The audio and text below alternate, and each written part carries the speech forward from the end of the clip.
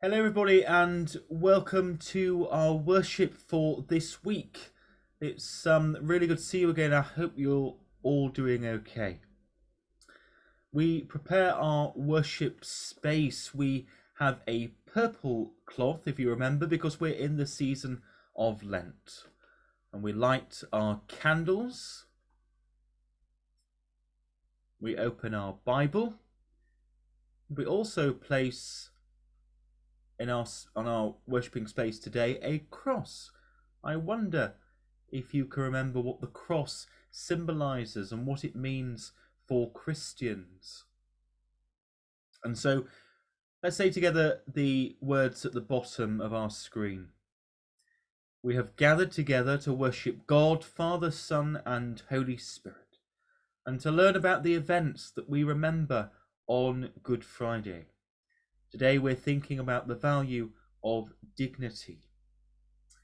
Good Friday is the day before the Friday just before Holy Saturday and Easter Sunday. It's the day when Jesus was put upon the cross and died, and we're going to talk a little bit about that later on.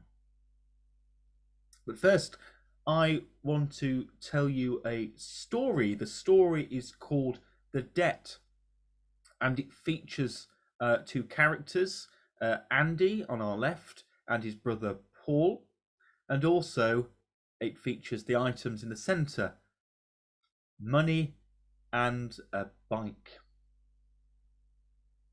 And so Andy has just finished his final exam, and as he walked home from school for the very last time, he passed a cycle shop, and in the window was a bike that he'd never seen before.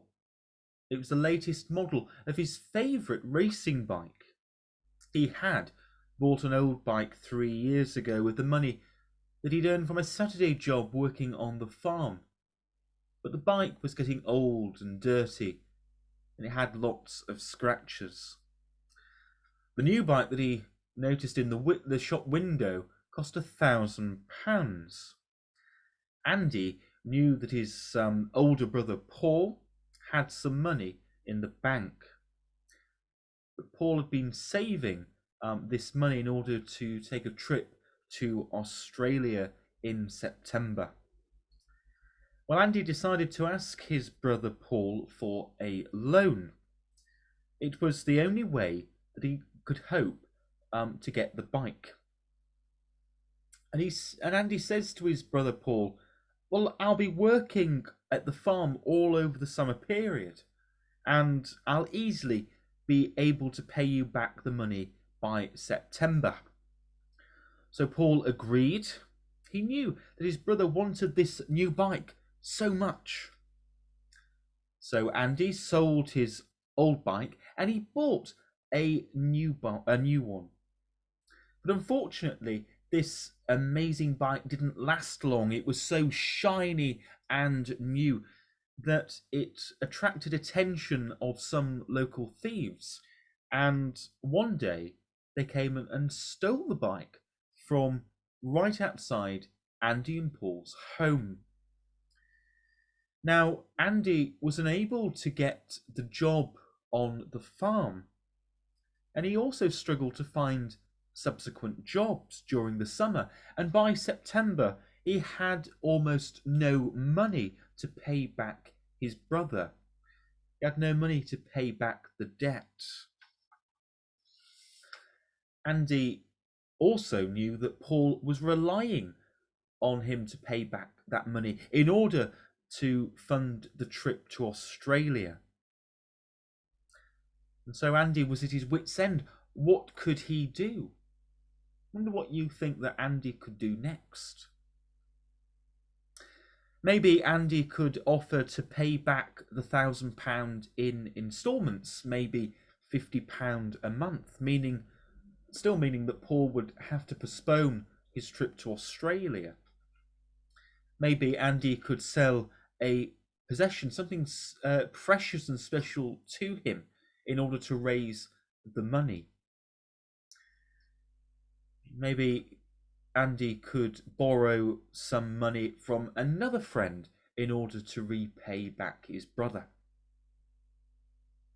But what actually happened, and this is a new character to feature in our story, Andy and Paul's father on our right, is that their father heard about this debt, this £1,000 that Andy had to pay back to Paul. But Andy's father knew that his son was very sorry and felt really bad about what he'd done. Andy's father was not a wealthy man, but used all his savings to pay back Paul.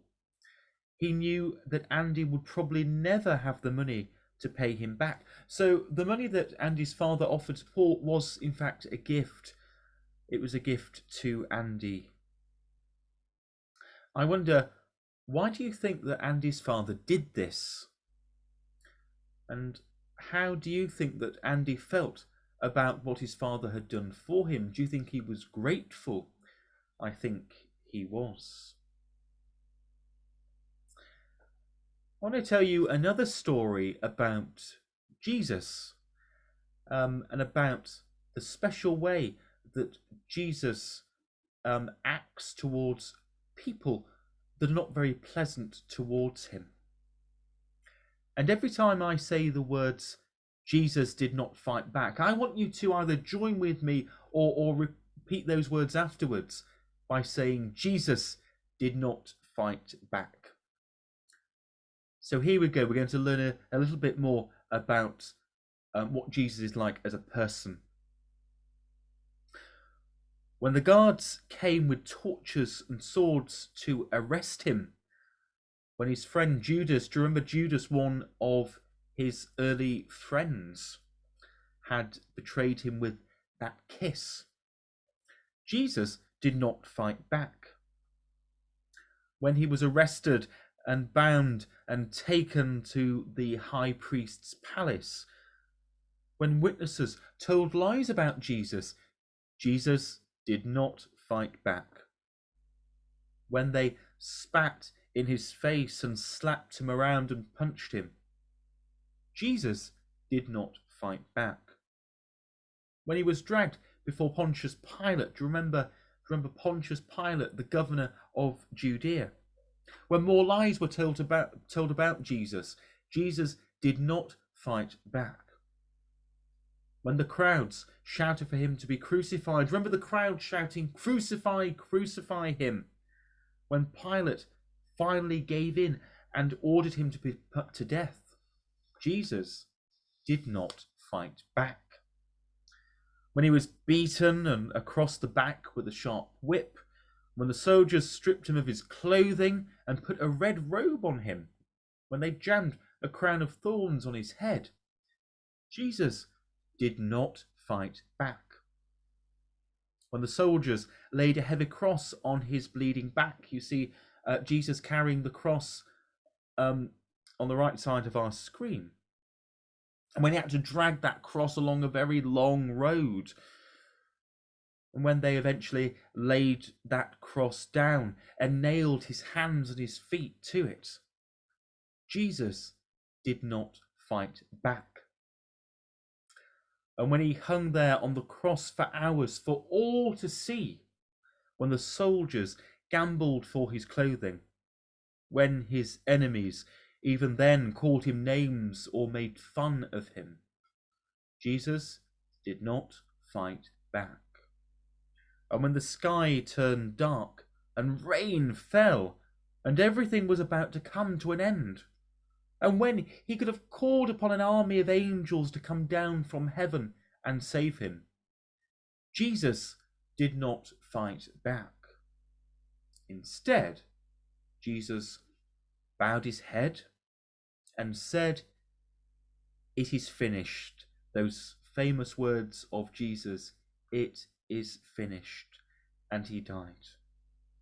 Because he knew that his death, that the death of Jesus, was a sacrifice. It was God's way of forgiving all the wrong things anyone has ever done. It's God's way of making everything right again. It's God's way of bringing everyone back to him. And that is why Jesus did not fight back. Let's reflect on what we've just heard. Well, Jesus knew that when people do wrong things, there is a price to be paid. In ancient times, people would make sacrifices to show God that they were truly sorry. Sometimes these were in the form of doves. We can see a picture of a dove on the left hand of our screen, or pigeons on the right. And sometimes they brought new lambs to the priests in the temple to offer to God. But Jesus didn't want this sort of offering to continue anymore, and he chose to become a sacrifice himself. He paid the debts, like Andy's father did in the story that we heard earlier on. Except that Jesus paid not with money, but his own life on the cross. We can see a cross on the right-hand part of our screen. And that symbolizes the cross in which Jesus was hung and died on Good Friday. And it's why that for Christians, the cross is their most important symbol. You might see crosses in churches. You might see people wearing crosses around their necks. It is a really important symbol. It reminds them and us that Jesus gave everything that he had, so that anyone who asks God for forgiveness will have a new start. God offers us a new start when we say sorry. All that's gone before will be washed away if we come to God and say sorry with a true and sincere heart.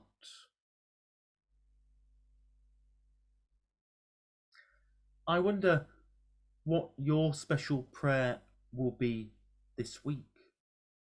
I wonder if you have anything to say sorry for. Maybe that could be your special prayer, that your special talk with God. Maybe going back to the cross. Maybe you can draw a cross for yourselves.